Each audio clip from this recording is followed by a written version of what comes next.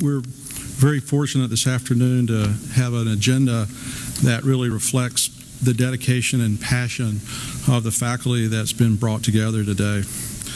The first person that we're going to hear from is probably one of the largest personalities, I'd say one because there's at least two, in the world of carcinoma heart disease. So when Dr. Connelly speaks, everyone listens, and it's simply because she's taken advantage of the opportunity that she's been given, and that opportunity is one that she, as the professor of medicine at the Mayo Medical College in Rochester, and being a consultant in cardiovascular disease, she's the director of the Mayo Clinic's Congenital Heart Disease and Adult Congenital Heart Disease Clinic, and she's the vice chair for education in the Department of Cardiovascular Diseases at the Mayo, and is an active member of the echocardiography laboratory. So Dr. Connelly's taken advantage of the opportunity that presented her at Mayo, where Dr. Mortel, who we have to say is the father of, or grandfather of carcinoid, as he was the one that in the 1950s worked diligently on carcinoid syndrome, and when he went to the Mayo Clinic from NIH, put together the science that's brought us forward. And Dr. Connelly was there as Dr. Mortel was building that practice, and she was able to take advantage of these patients who had extremely high serotonin levels and to put that in perspective for the rest of us. Welcome, Dr. Connelly.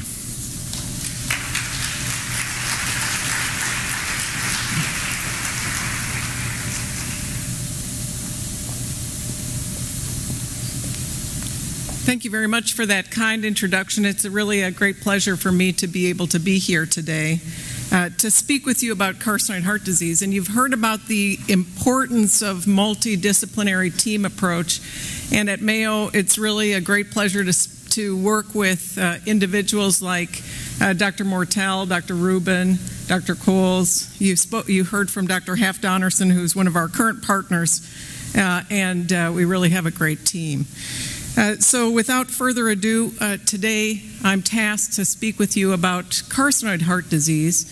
And although the title is How to Prevent Damage and Treat Carcinoid Heart Disease, I'm really going to take you back to the very basics about how the heart works and so on. So here's an outline. We're going to speak about the normal heart, how the heart works, so you understand how carcinoid can affect the heart. And then we're going to review recommendations for screening of carcinoid heart disease, and then how to make the diagnosis of carcinoid heart disease, and then we'll touch on these other topics, how to maybe prevent carcinoid heart disease, and then treatment for carcinoid heart disease. So let's look first at the normal heart. And we have a great graphics department at Mayo who helped me out tremendously with these graphics. So this is a schematic that demonstrates the heart there in the center. You can see this is heart, and generally that's about the size of your fist. It sits just over to the left side of in the left side of the chest. And the blue blood that you see in your veins goes back to the right side of the heart, entering into the top chamber on the right, goes through a valve into the bottom chamber, and as that chamber pumps, the blue blood is pumped out to the lungs. Oxygen is picked up in the lungs, and then oxygenated or red blood returns to the left side of the heart. You can see here this chamber. This is what we call the left ventricle, and then the red blood or oxygenated blood is then pumped to the body. Now, normally, the two sides of the heart are not connected at all except for through the lungs. And so this usually works in a very streamlined fashion. Interestingly, your heart beats over 100,000 times per day. So, of course, you're not aware of that, and that's fortunate. So let's look at then how carcinoid affects the heart. We know that there are active substances that are produced by the carcinoid tumors and metastases, and we really feel that it's serotonin that's the cause of carcinoid heart disease, although the exact mechanism of the development of carcinoid valve disease has not been fully delineated. There's active research going on looking at the different receptors on valves to try to figure out exactly what it is in order to try to prevent problems from occurring downstream. But so far, this is still a work in progress. Ultimately, about 20 to 50% of individuals who have carcinoid, metastatic carcinoid with syndrome, will develop heart disease. And occasionally, it's the first clue to the diagnosis of the metastatic carcinoid disease. So here we're back to the schematic. But note that on this particular image, there are lesions in the liver. So the liver here lies just below the diaphragm, and you can see lesions, in this case, metastases in the liver. So the primary tumor and metastases produce these hormone-like substances, and those drain directly into the right side of the heart and then injure the lining of the right side of the heart, including both the valves and actually also other parts of the heart, but really the valves are primarily affected. And in this schematic, again, you can see thickening occurs of this, the tricuspid valve, and also of the pulmonary valve, rendering those valves then incompetent. And here you can see leakage of blood backwards. So the function of the valve is to allow blood to go just in one direction. And here, with this thickening that occurs in carcinoid, then there's backflow of blood that occurs because of that thickening. So thickening essentially always involving the tricuspid valve, which is the valve here that separates the top chamber on the right from the bottom chamber. All of the valves have names. And then in 60 to 80% will also affect the other valve, the pulmonary valve. And then infrequently, the left-sided valves are affected. The reason why the left-sided valves are not frequently affected is also somewhat of a mystery, but something that's also being actively looked at. It's felt that somehow that the hormone that causes the valve disease is somehow denatured in the lungs, and therefore the left-sided valves are characteristically not affected. So if you show someone who looks at echocardiograms all the time an echocardiogram of a carcinoid patient, it has a very characteristic appearance, and I'll show you some examples of that. Now, you might want to look at this explanation again, and actually I made a YouTube video of a little bit less complex schematic that explains how the heart works and then also explains how carcinoid affects the heart. This is the YouTube address. If you actually just look up carcinoid heart disease and my name, you'll find it. So it's a little bit more simplified version again, but pretty much the same thing that we just went through. So let's look at then what the carcinoid heart valve looks like. And here's a valve that was removed from a patient who had valve surgery. And if you've never seen a valve before, of course you don't know that this is a very thickened valve. It has a white discoloration. It's very white, and usually a valve has a sort of a tan appearance similar to skin tone. And this is a very white and thick valve and was very leaky.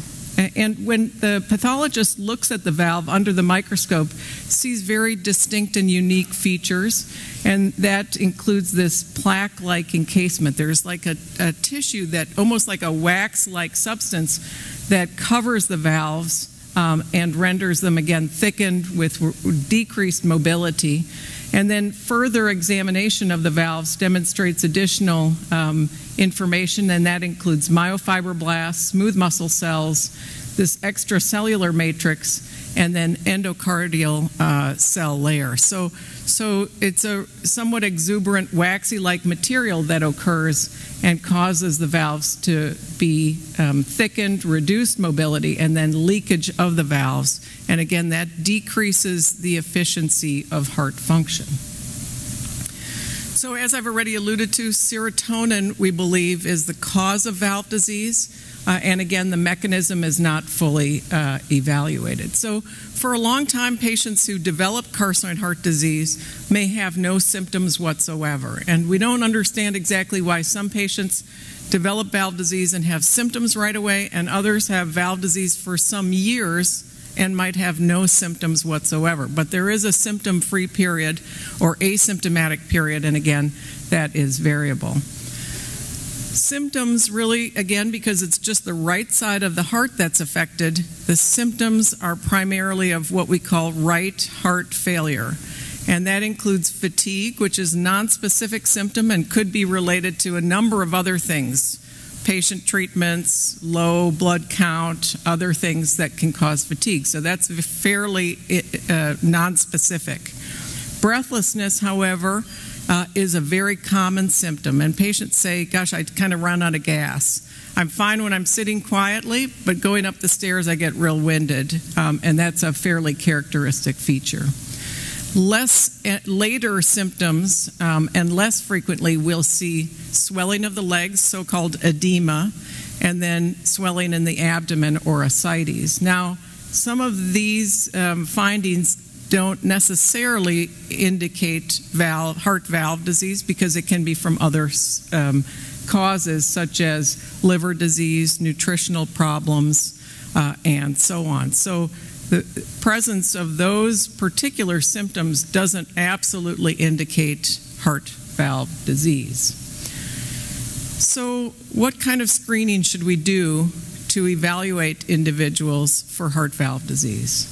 And this has been nicely outlined by other speakers. Of course, you want to make a diagnosis of a neuroendocrine tumor, and that includes identification of the elevated serotonin from urinary or blood serotonin levels, and then imaging with CAT scan, MRI, Octria scan, and now PET scans, which are very helpful, and then a biopsy to really identify the particular type of tumor that you have. I can't emphasize enough how important it is to do a comprehensive evaluation of the patient. So take a history and do a physical exam, and that may give you clues for the presence or absence of heart valve disease. And then there's been a lot of interest in doing other testing that might be a clue to the diagnosis of carcinoid heart disease. And one of those tests is a blood test, what we call a BNP level. Some institutions do this other form of BNP called N-terminal proBNP. It's just one of the subcategories of this BNP or brain natriuretic peptide level. That's a blood test that's checked frequently in individuals who have breathlessness to determine whether the heart might be the cause. It's relatively inexpensive and much, much less expensive than an echocardiogram, which is really the gold standard for the diagnosis. So there's been a lot of interest in, does the blood test help us make the diagnosis? And indeed, if the blood test is elevated, it's an indication to go further. But in my opinion, any person who has carcinoid with symptoms and has with the syndrome and has symptoms of breathlessness or fatigue or swelling certainly should get an echocardiogram. And that's not just for my job security, since I do echocardiograms, but I think it's really important. So NT-proBNP might be a screening test, but it really isn't a diagnostic, doesn't confirm the diagnosis.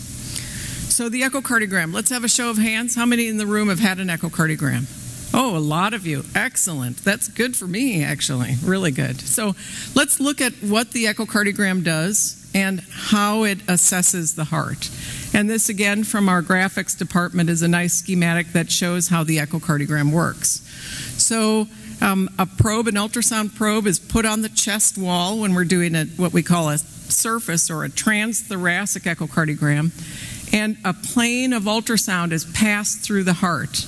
And this is, as I say to our fellows, it's pattern recognition. We need to know what the normal looks like in order to identify the abnormal. And so here we're looking at the left heart primarily. Left ventricle, that's that main chamber that pumps to the body. We can see two of the four heart valves here, the mitral valve and the aortic valve. And again, it's a very nice way to look at valve function and heart function. We turn then the transducer to a different area and look at a different part of the heart. And here we see two chambers, the left ventricle, that main chamber that pumps blood to the body, and then also the right ventricle. And then because again the ultrasound is just two-dimensional, we can only see one cut through the heart at a particular location. But we scan back and forth so we can see all of the 4 valves and then all of the chambers. And so here, again, looking at the ultrasound, you can see the left ventricle, the main chamber that pumps to the body, and then the right ventricle, which may become enlarged in a person who has carcinoid heart disease. And then we scan, again, in a different location, going to look at the 4 chambers of the heart. And here we see the 4 heart chambers. And again, in 2 dimensions, we'll look at the echocardiographic features. And again, 2 of the 4 valves are seen in this particular view. And we can see with the ultrasound, again, after a lot of experience, whether those valves are normal or abnormal, and then also assess size and function of the chambers. So a relatively, it's a non-invasive test, but a relatively simple test that gives us a tremendous amount of information. So recommendations for cardiac screening, as I've already alluded to, any patient who has a diagnosis and has symptoms that suggest cardiac disease should have an echocardiogram, in my opinion. The BNP may be helpful to screen for heart disease, but really doesn't confirm that diagnosis. That's been outlined by several different groups. This is from the European Neuroendocrine Tumor Group, and they recommended, again, blood testing in those without any symptoms or features of heart disease, and then echocardiogram as necessary. And then several of us, this is actually an international group, published last year, the diagnosis and management of carcinoid heart disease in patients with neuroendocrine tumors. And so, again, really in agreement with those recommendations. Blood work as a screening tool is reasonable, but really echocardiography is the way to go. And that just really says the same thing. So how do we make the diagnosis? I've already told you that echo is really the way to go. So this is a pathology picture of the heart. And we can see, again, similar to what we just looked at on the echocardiogram, this is the left ventricle, the main chamber that pumps blood to the body. And this is the right ventricle, and the arrow is pointing to the tricuspid valve. Now, the tricuspid valve is very delicate and has 3 leaflets, as its name would suggest. Let's look at what it looks like by an echocardiogram. So this is a normal tricuspid valve. And again, we've lined up our ultrasound beam to really optimize the look at of the tricuspid valve. So we see 2 of the 3 leaflets. This is the tricuspid valve right here. And you can see how delicate the motion is and how well they come together as that chamber contracts.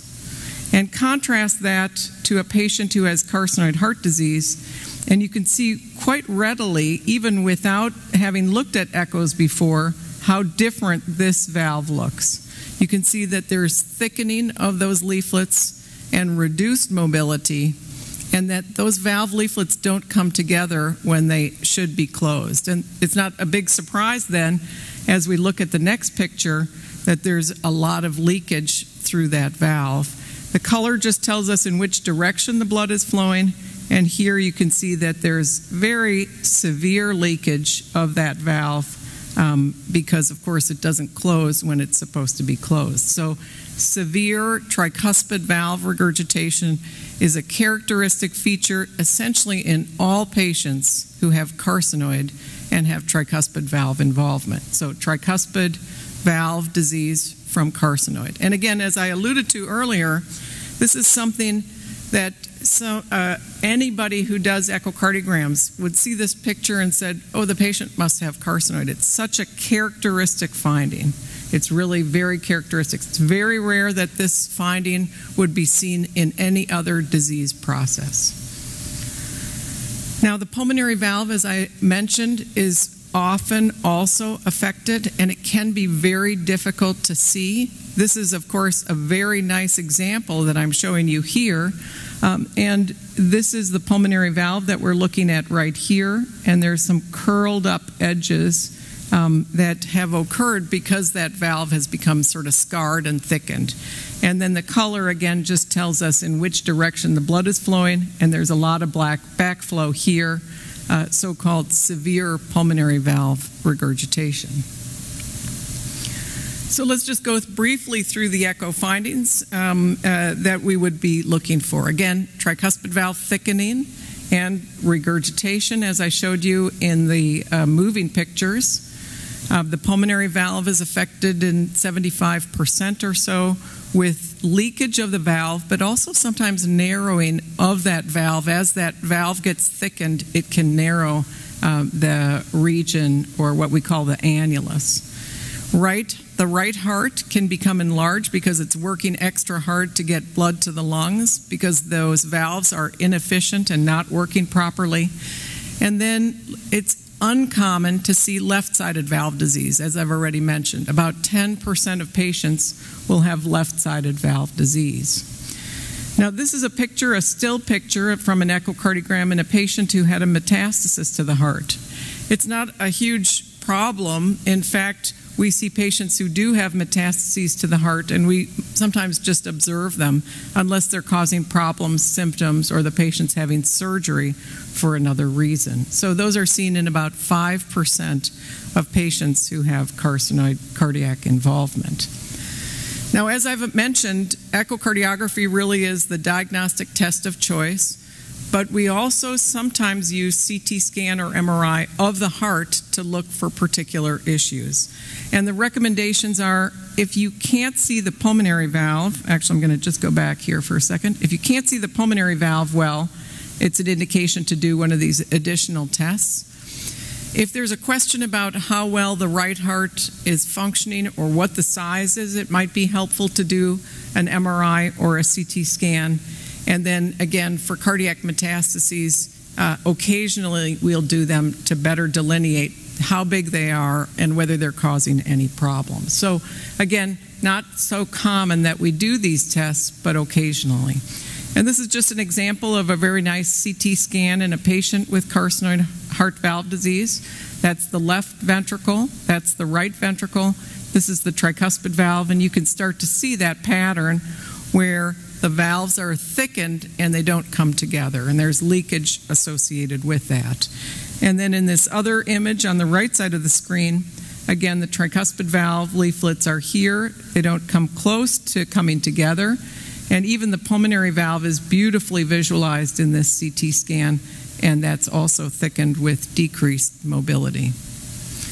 This is a still frame, and the arrows just point out, again, that thickened pulmonary valve that can be quite difficult to see by echocardiography. And part of it is because it sort of curls up, and so you don't really see the valve leaflet so well. And then this is an MRI, which again helps to look at the size and function of the heart chambers and can also demonstrate the valve disease quite well.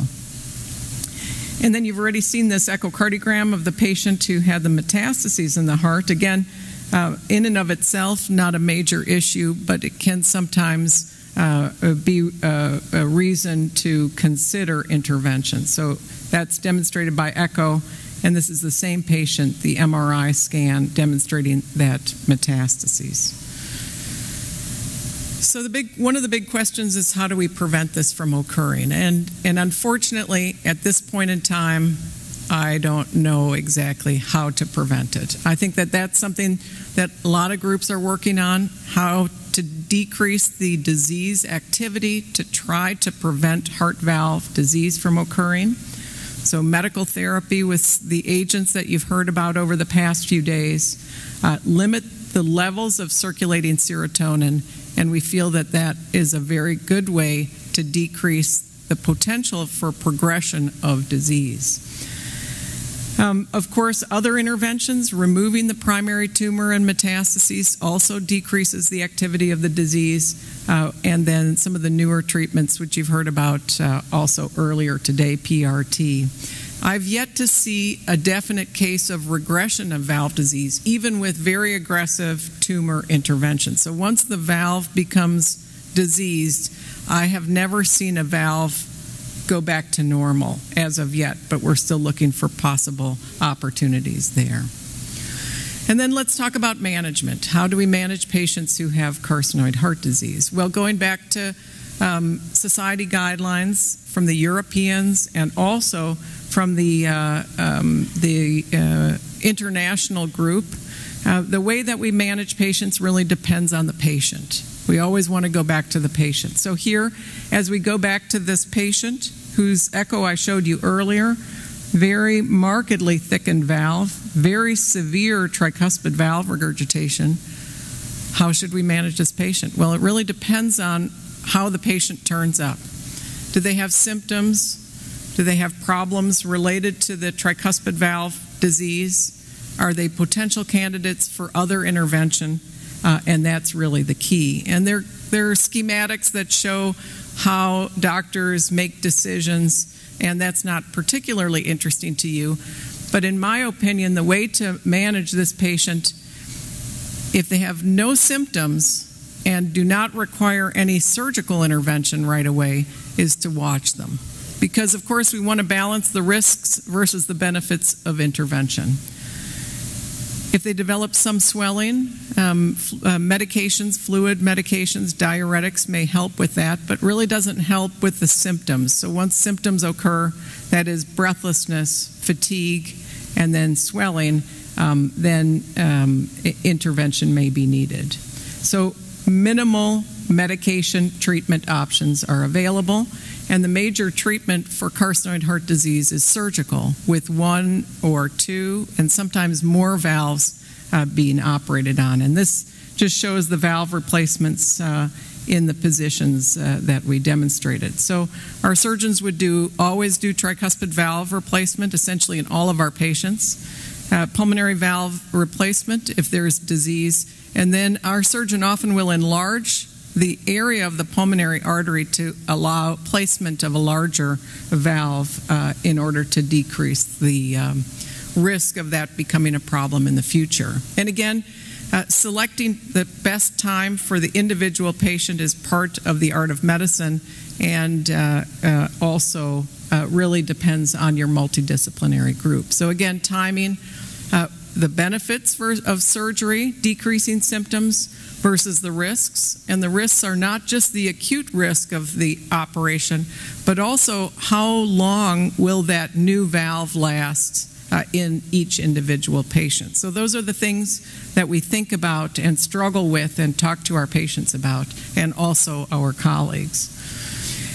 So one of the big questions is, will heart valve surgery with its inherent risks result in improvement for patients and improvement in survival? And back in 2005, we looked at our series of then 200 patients, and we found that patients were doing better over the 2 decades that we were looking at them. And we felt that they were doing better because of aggressive intervention of heart valve disease once it did occur, once patients developed symptoms. And so that was back in 2005, and you might say, well, tell us what you've figured out since then. And indeed, one of our surgical fellows has just put this together. It's not yet been published.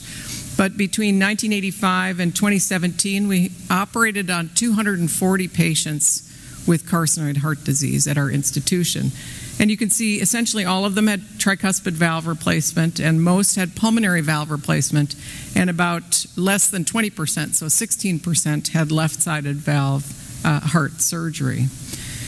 And I know you're not used to looking at these curves, but let me just emphasize that this curve demonstrates the surgical risk and how it has decreased over time. And I think that this is really an amazing improvement in outcome of cardiac surgery for this patient population. So when we started operating, the risk was really quite high. And you can see now we are here at 2018, and the risk is not 0, and it's higher than it is for left-sided valve disease, but it's much, much better.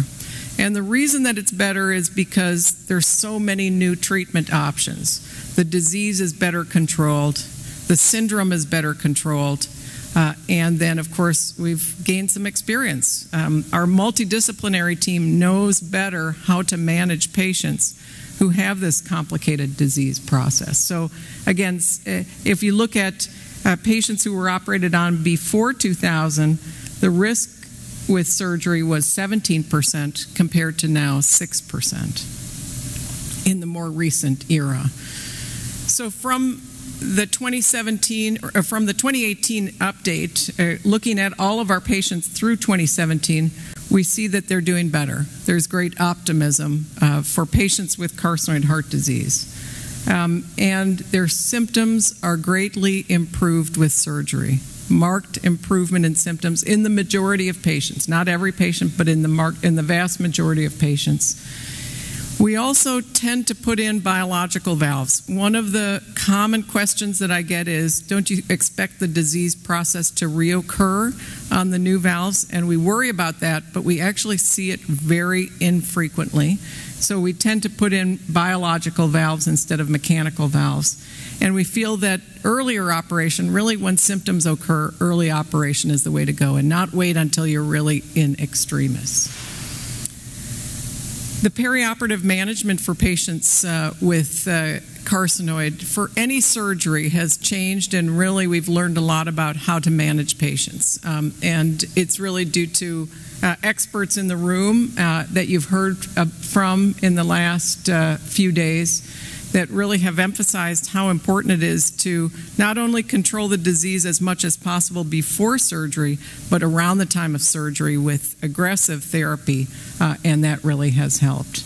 We also want to select patients appropriately. We want to select patients who will benefit from heart valve surgery, not to put patients through a big operation if it's not going to make them feel better or improve their life expectancy or their quality of life. And then again, you've heard about the multidisciplinary team working with our partners in oncology, cardiac surgery, cardiac anesthesia, and so on, really to identify the best treatment for each individual patient going forward. And we talked about the treatment around the time of surgery. So again, indications for intervention, symptoms, patients who've developed progressive enlargement of the right heart with decreased function. That's a pretty uncommon symptom. And then there are select patients who are candidates for liver debulking surgery, and those patients really shouldn't have that surgery if they have severe heart valve disease, even if they don't have symptoms. And the reason for that is because, remember, that tricuspid valve isn't closing, so there's a high pressure in the liver and an increased risk of bleeding around the time of liver surgery. So we operate on patients, some patients who have severe valve disease even before they have symptoms if they're candidates for liver intervention. And again, we replace the tricuspid valve in every patient, of course, when it's affected, and the pulmonary valve when it's affected, and then look carefully at the left-sided valves as well. So one of the questions that patients ask is, what can I do after I have valve surgery? And I say, really, you can do almost anything. But I didn't expect this. This is a photograph from a patient of mine, and he said, guess which one I am? So certainly neither of them look like they have severe cardiac symptoms. So you can certainly go ahead and carry on a normal lifestyle after cardiac surgery with some restrictions. So we talked about normal heart function, how carcinoid affects the heart, recommendations for screening, how to make the diagnosis. We talked about potential avenues to look at preventing valve disease in the future, and hopefully in the next time I get a chance to speak with you, we'll have more information about that. And then treatment of carcinoid heart disease, both medical and surgical. So take-home points. Common complication of carcinoid tumor is heart valve disease, so be on the lookout for that. The diagnosis, really, the clincher is by echocardiography in the vast majority of patients. We need to always find the right time for intervention in individual patients, and individualized therapy is incredibly important. I talked to you about really some of the great news, some of the optimism with regard to the outcomes of patients who have heart valve surgery with improved outcome, reduced symptoms, improved surgical survival. And then, again, just to emphasize, I can't say how important it is to have that experienced multidisciplinary care team. And I'm incredibly fortunate to have great colleagues that I work with in all of the different disciplines at our institution. Thank you very much for your attention.